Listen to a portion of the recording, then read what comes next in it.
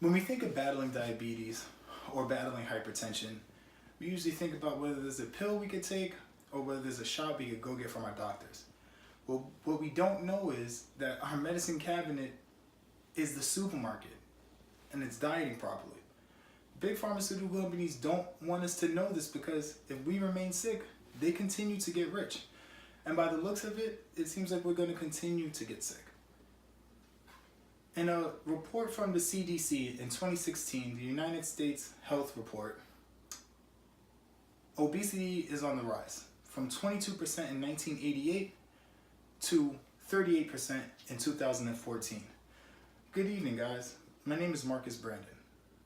I have over almost a decade of experience in the healthcare field, and I've done extensive research on intermittent fasting and realized it's the easiest, most practical way of controlling your weight and maintaining overall health. When I was at work, me and my buddies, we did a Biggest Loser competition. When you lose the most weight, you win. And I decided to practice intermittent fasting for myself. And to my surprise, I lost 19 pounds in just 3 weeks. Everyone wants to feel better, and intermittent fasting will help that. Your loved ones won't have to spend tons of money on hospital co-pays and medication, and you could become more sharper and focused through practicing intermittent fasting. So tonight we're going to go over 3 things on intermittent fasting. 1, what it is. 2, 3 different types of intermittent fasting you could practice. And 3, the benefits of all this.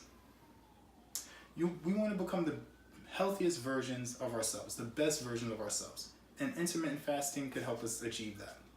But to do that, we have to figure out what fasting is.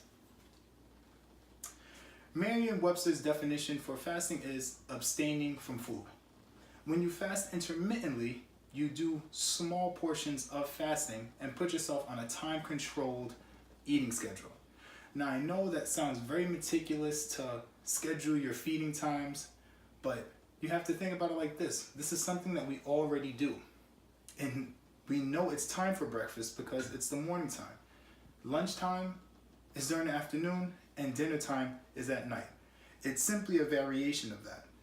In a study performed by Dr. Lisa Young on food portion sizes, she found out that burgers, fries, sodas, and other fast food has grown 2 to 5 times larger than when it was just introduced. And muffins are 300% larger than the USDA suggests. And cookies are even worse, at a whopping 700% larger than USDA suggestions. We can't follow these archaic rules on when to eat breakfast, lunch, dinner. Portion sizes are growing too large at too fast of a rate for us to continue to live by these rules. So now that I explained that, let's discuss some different types of intermittent fasting.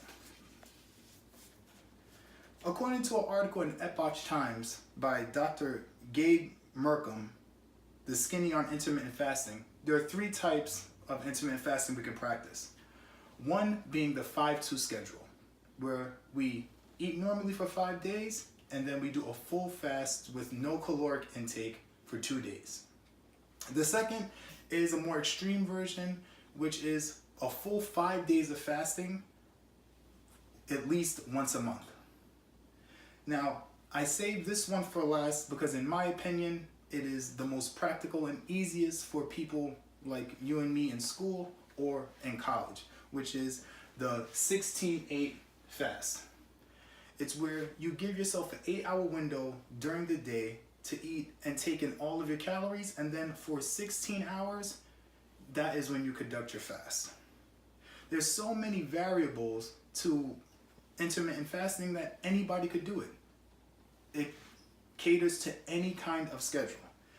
And once you start to practice intermittent fasting, I guarantee the results will show. Now that I just mentioned results, let's talk about them. According to a study performed by the Department of Anesthesiology in the University of Virginia, subjects had higher cognitive function and brain function on intermittent fasting than those on a high fat diet or even a regular fat diet. Also, intermittent fasting allows better weight control. When you enter into a fasted state, you start burning fat as opposed to the food that you eat, because there is no food in your body. So you start to burn that excess fat that you have inside of your body, which causes you to lose weight. The same study performed by the University of Virginia showed that people that had high fat diets gained 60% more weight than those that were on an intermittent fasting diet. And also, Dr. Merkin states in the same Epoch Times article that he lost 30 pounds practicing intermittent fasting himself. He also states that it improves insulin sensitivity.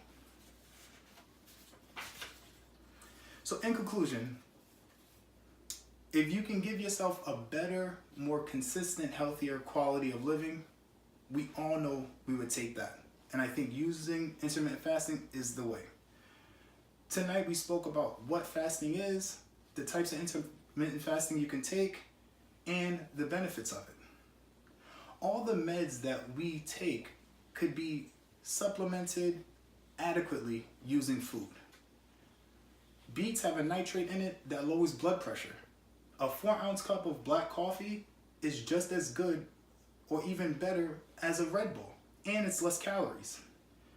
So now that we know these things about intermittent fasting, and we know these things about dieting, we can make better decisions for ourselves and pass this information on to our loved ones so we can have a better quality of life. My name is Marcus Brandon, ladies and gentlemen. Thank you, and have a good night.